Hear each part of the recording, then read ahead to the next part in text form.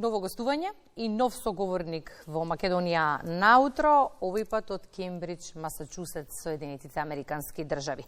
Лука Павиќевиќ го знаеме како поранешен председател на Сојузот на средношколци, сега дел од елитното друштво на престижниот Харвард, каде школувањето го завршиле дури 8 американски председатели и 49 добитници на Нобеловата награда. Какви се перспективите во општеството? Се вклучуваат ли младите во одлучувачките процеси? Секако ја ставаат ли нашите млади кои што живеат во САД Македонија на картата за иднина по завршувањето на образованието? Ова ќе биде дел од прашањата во фокусот со нашиот нов соговорник. Лука, посакуваме ние добро утро, уште малку добра ноќ за вас, бидејќи непроспана ноќ во Америка. Има конкретно вие студентите на Харвард, се уште ги следите изборите заедно со професорите? Да. Пред се ве благодарам многу на поканата и токму така, всушност, секој студентски дом има професор кој што го нарекуваме декан, меѓутоа тој професор е на некој начин водач на заедницата во тој студентски дом и всушност мојот декан организираше да се собереме во една заедничка просторија каде што има телевизор и да ги проследуваме заедно резултатите од изборите, да дискутираме, да коментираме, да анализираме и всушност е можност заеднички да се следат резултатите, меѓутоа секако и можност за дополнително дружење и размена на мислење. Лука, за вашиот капацитет знаат луѓето кои што имале можност да соработуваат со вас. Потврда за тоа е одсекот историја и политички науки на престижниот Харвард. Ајде, за почеток, какви се впечатоците по една година од студиите таму? Ви благодарам многу на комплиментот. Впечатоците, кога ќе ги сублимирам за еден американски универзитет, особено за универзитет кој што е на самиот врв од рангирањата како и во САД, така и во светот. Всушност, јас би кажал дека нештото што го прави еден ваков американски универзитет да биде невообичаен и да биде толку успешен, се всушност ресурсите. Универзитетот тука е многу мокна институција, со многу ресурси, со департмани и одели кои што истражуваат и работат буквално на секое поле кое што човек може да го замисли, меѓутоа и една отвореност каде што се ценат талентот и успехот и умешноста од каде и да доаѓаат. Значи, меѓународните студенти се третирани исто како и американските, како и домашните студенти. Никој, барем на универзитетот, никој не гледа од каде е студентот или студентката, ако е способен. Понатаму, доколку некој додипломец покаже доволно знаење и способности во текот на додипломските студии, му се дозволува да слуша предмети заедно со магистранти, со докторанти и слично. Значи, отвореност, прилагодливост и секако навистина поседување на многу ресурси кои што овозможуваат универзитетот да биде успешен. И тоа е всушност потребно. Една трансформација на универзитетот кај нас во Македонија во навистина мокна институција која што ќе биде општествено активна на сите полиња за кои што има познавања и способности. Лука, изборите во Америка се глобално топ тема, но ги интересирали младите. Вас на Харвард знаеме дека ве интересира, тоа го бара и идната професија, но што е со генерално младите во Америка? Ги интересира ли политика? Ги интересира политика, тоа несомнено, меѓутоа еден проблематичен дел пред се за американската левица, која што очекува да ги добива гласовите од младите, е тоа што младите се заинтересирани за политика, меѓутоа на некој начин, сега говориме за грото од младата популација, не учествуваат во конвенционалните процеси на водење на политика. Што сакам да кажам, младите како генерација во САД историски покажуваат многу ниска стапка на излезност.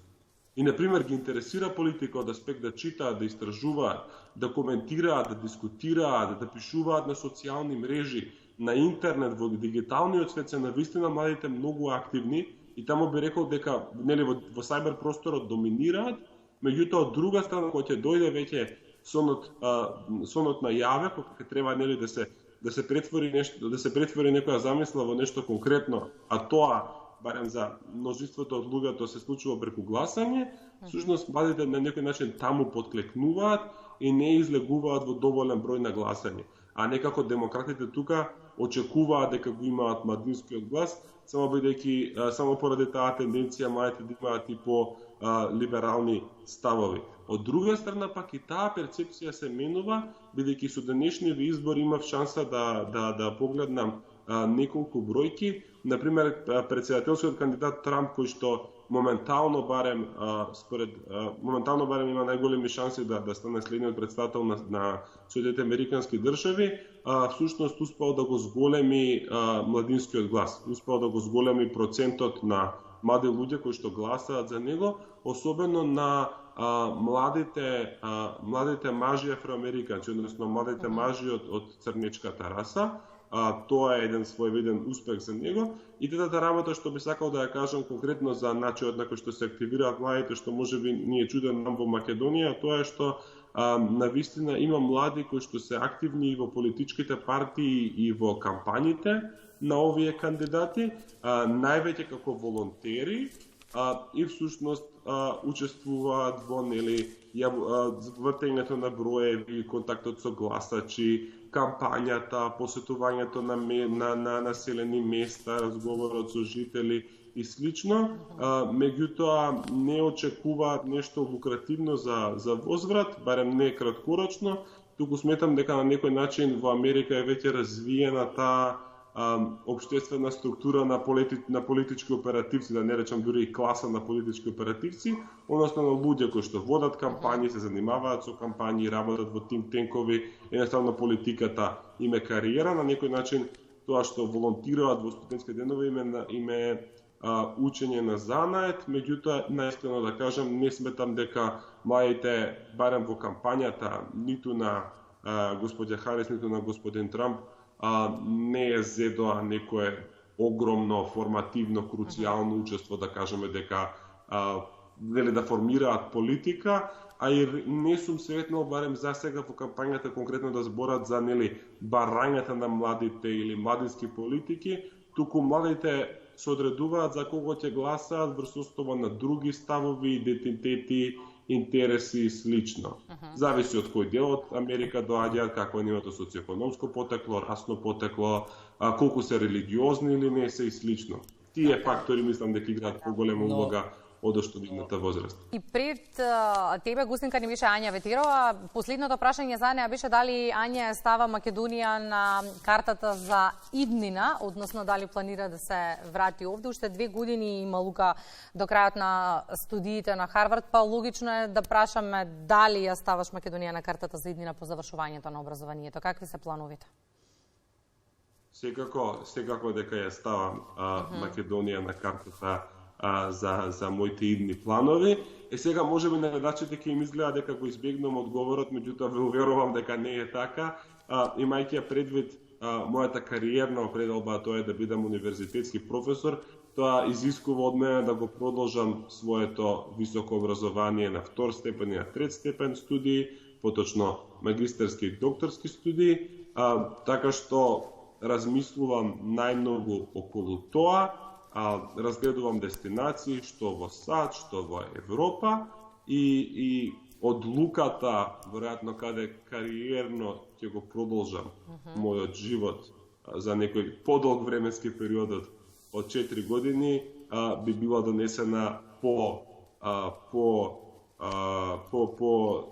завршетокот на тие понатамошни студии. Меѓутоа, во секој случај, кога сум во САД, се обидувам најактивно што можам да работам за промоција и афирмирање на Македонија, македонскиот јазик и македонската култура, преку комуникација не само со државните власти во Македонија, туку и со студентите на Харвард и на другите универзитети со македонско потекло, со македонската диаспора, амбасада, научници, професори и селеници во Америка, за да успееме да ја постигнеме целта Македонија, како македонските американци пред се да бидат и позначајни учесници во американските општествени процеси. Така.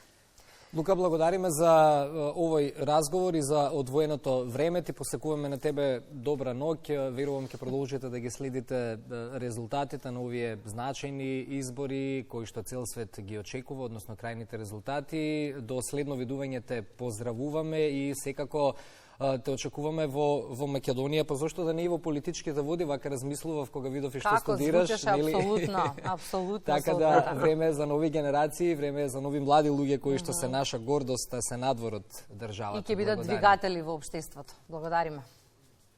Ви благодарам многу. Лука оди на спиење, а нам ни останува уште една содржина и линковско вклучување на истата тема.